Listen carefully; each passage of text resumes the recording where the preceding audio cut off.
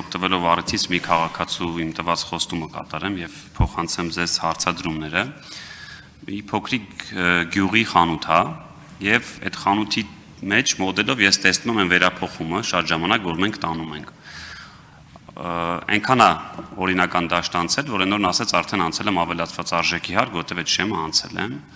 բայց մի քանի բաներ կա, որ այդ մարդիկ ուզում են այդ պետության համասեփականատեր դառնան կամ էս մի գրպանից էս մի գրպանը հանեն, բայց չկա այդ ճանապարհը։ Այդ ճանապարհներից մեկը օրինակ տնտեսվարողն ասում է գյուղացուց վերցնում եմ էս օրինակ, չգիտեմ, լոլիկը կամ էս միարկղ գիլասը։ Այդ գյուղացին չի կարա ինձ որևէ կերպ թուղթ տա, որովհետև դուք որպես պետություն չեք ստեղծել այդ ինստիտուտը, որ ես կարողանամ թեկուզ ձեռի վրա իր հետ, չգիտեմ, պարտավորագիր գրեմ տամ։ Հիմա այս միարկղ գիլասը, որ ես չունեմ, թուղթ ստացվել է, որ հարկային գալու է եւ իմ ամբողջ շրջանառության վրա առաջացնի որոշակի պարտավորություն։ Ես ասում եմ պարտավոր եմ, ես ինձ պարտավոր եմ զգում, որովհետև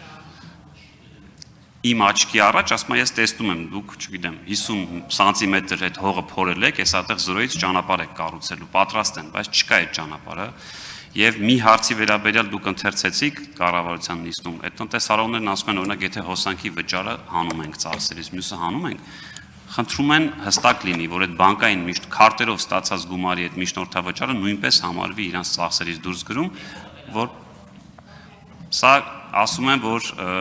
նաև ըստ էության հրապարակային լինի պատասխան, եթե այս պահին չկա, մյուս համազեկուցողները կխնդրեմ ասել, եթե արձագանքելու կունենաք, արձագանքեք, եթե ոչ, ես երկրորդ հարց կտամ։ Դե, պարոն Գաբրելյան, հիմա դուք քաղաքացուն հիշատակեցիք, հիմա ես տեղ ելույթ եմ ունենում 12:52, ես պատասխանը ՊԵԿ-ից վերցրել եմ եւ քաղաքացուն ուղարկել եմ եւ իրան հարցրել եմ, թե արդյոք ես նամակը իր հարցերի պատասխան տալիս է։ 12:52 ինձ պատասխանել է էլեկտրոնային փոստով եւ ես հիմա ձեզ կարդամ իր պատասխանը։ Հարգելի պարոն Փաշինյան, նախ շատ շնորհակալ եմ ձեզ իմ կողմից բարձրացված հարցը կառավարության նիստում քննարկելու եւ հստակ պատասխանը արագ ստանալու հարցում, այսինքն պատասխանը ՊԵԿ-ի տված ուղարկել եմ։ Շնորհակալ եմ ձեզ նաեւ վստահության համար։ Գրությամբ ստացված պատասխանը ամբողջովին տալիս է ինձ եւ իմ նման շատ փոքր ձեռնարկատերերին հուզող հարցերի պատասխանները եւ եթե ինչպես որ պատասխանում է նշված շրջարկի հաշվարկի լրացումը կկատարվի ինքնաշխատ, ներառելով հարկային մարմնի տեղեկատվական բազայում եղած տվյալները, ապա հարկ վճարողի մոտ այլևս ոչ մի անհասկանալի խնդիրներ չեն առաջանա։ Կանխավ շնորհակալություն Մկրտումյան, անունը չեմ կարդում, որ չբացահայտեմ։ Հիմա այս պատասխանում մասնավորապես գրված էր, որ այդ բանկի միջնորդավճարը քարտի դեպքում այո մտնում է այդ ծախսերի մեջ, որը կարող է ծախսագրվի։ Հաջորդը գյուղացուց վերցրածը էլի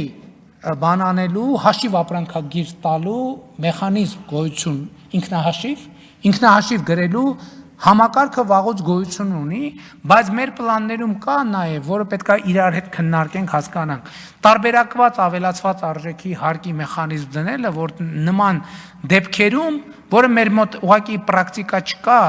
ամեն նոր բան դնելիս անդադ մտավախություն ալնում, որ մի բան հաշվի առաջ չլնենք եւ այլ։ Այսինքն իրական մեխանիզմները կան, կամ եթե չկան, հասկանում եք, հիմնական խնդիրն է նա, որ եթե չկան, էլի խնդրեմ չի, պետք է հաղորդակցություն տեղի ունենա։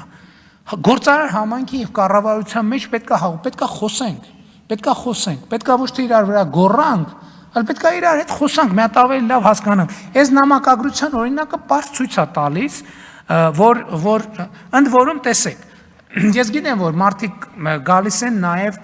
կառավարության դիմաց ցույց են անում, ինչը իրանց իրավունքն է, հարգանքով են վերաբերվում, ուզում են ինչ-որ մի բան ուղերձ փոխանցեն։ Հիմա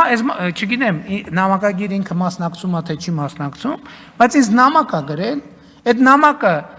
կառավարության նիստում արծարծվել է, պատասխանը ստացվել է, պատասխանը ուղարկվել է, ինքն էլ այդ պատասխանն է պատասխանել, մի հատ կառավարության նիստում հնչեց իր խոսքը, մի հատ ազգային ժողովի նիստում հնչեց իր խոսքը։ Հիմա ով էր ավելի արդյունավետ։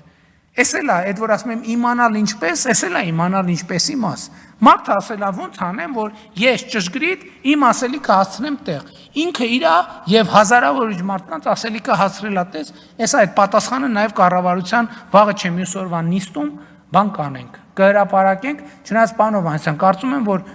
Նիստը երբ է, վաղ չեմ ուսը։ Կարող ենք նաև հրապարակել ընդհանրապես այդ պատասխանը, որ հասանելի լինի մարդկանց։ Շնորհակալ եմ շատ, բայց չգիտեմ իրականում երկրորդ հարցը ստամ թե ոչ, լավ ամեն դեպքում հնչեցնեմ։ Բավարարչապես դուք ճիշտ եք, որ կրթության մեջ է կարևոր խնդիրը, բայց ես էլ դուք էլ շատ ժամանակ գնում ենք Հայաստանի Հանրապետությունում կառուցված ցանկացած կլինի մասնավոր դպրոց, կլինի մասնավոր շենք եւ տեսնում ենք, որ այդ ձեր ասած նույն դպրոցը ավարտած, հա, նույն միջավայրում մեծացած շինարարներն են արել, ու երբ շատ ժամանակ ինքնարժեքը ուզում ես, դու տեսնում ես, որ օրինակ մեր այս վերջերս մեկ շաբաթ առաջ նախարարի եւ փոխվարչապետի գրասենյակի հետ եղել ենք մի կառույց, որը 5000 քառակուսի մետր անեն շինություններ կառուցում, որի ինքնարժեքը մոտավորապես մեր միջին դպրոցների ինքնարժեքն է։ Շինարարը էլի տենց հայ միջին վիճակագրական շինարար էր, կոժի կուրկավ, մի հատ ձաձեր եկավ, դիմավորս գնաց, այսինքն իրանք էլ են այդ միջավայրում մեծացել եւ ես այստեղ իսկապես մտավախություն եմ տեսնում, որ երբ որ դուք ասում եք ամեն ինչ կրթության մեջ է, միակ մտավախությունը սենա, որ ձեր ենթականների ենթակաները կշկակոպիտ բառա, բայց բոլոր ձախողումները բերելու են այդ անվանտակ լղոզ են, հա, դեսպատը ծուռա, որովհետեւ դե մեր պատշարերն են տենց,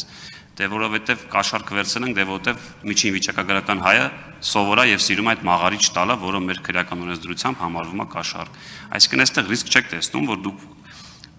ասելով դա նաեւ մի քիչ ոնց որ կիսատ եք թողում, ուղերձ չեք անում ձեր ենթականերին կամ գործադիրին, որովհետեւ միշտ ստացվելու է այնպես, որ գալիս են եւ ասում են, դե էսա մեր իրավիճակը, դրա համար սենց է ստացվում։ Չէ, բայց ես ասում եմ, ես սովորում եմ։ Ես ասում եմ, իմ ամեն աշխատանքային օրվա մեջ ինչ որ մի տոկոս նվիրված է իմ կրթությանը։ Ամեն օր դա կարա լեզու սովորել լինի, դա կարա, հազիգ այդ պետք է լինի, որ դա արդարացում չի կարա լինի, որովհետև այդ մենք կարող ենք ասել բանի ժամանակ։ Իմիջայլոց հետաքրքիր մի հատ տեսարան, էլի։ Ես գնացի Սյունիքի մարզ կատարած այցի ընթացքում գյուղերից մեկում ես գնացի տեսա 2019 թվականի մի հատ սուբվենցիոն ծրագիր։ 19 թվականի սուբվենցիոն ծրագիր։ Երբ որ ես 19 թվականի սուբվենցիոն ծրագիրը տեսա, ես հասկացա, թե մենք այս ընթացքում ինչքան ենք սովորել։